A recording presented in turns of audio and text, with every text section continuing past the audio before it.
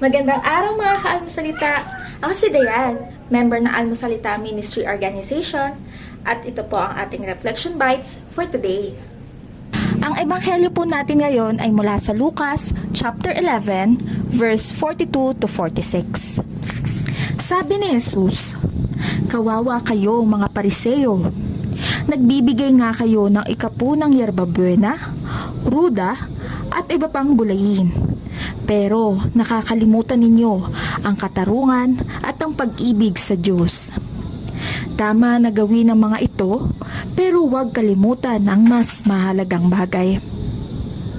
Sa panahon ngayon, madalas nating iniisip na sapat na ang paggawa ng mabuti sa panlabas, pag-attend ng misa, pagtulong sa simbahan, o ang pagpo-post ng Bible verses. Pero ang tanong, ginagawa ba natin ito dahil mahal natin ang Diyos? O dahil gusto lang nating mapansin o papurihan?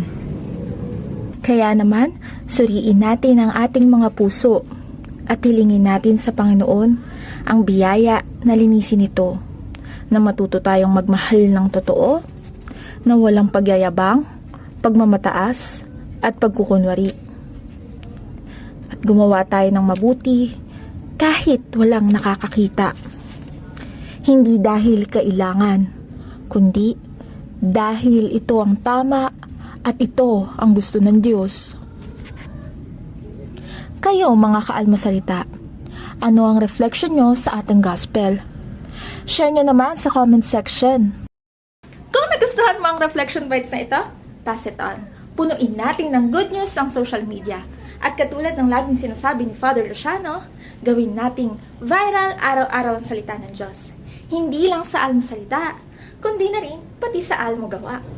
God bless!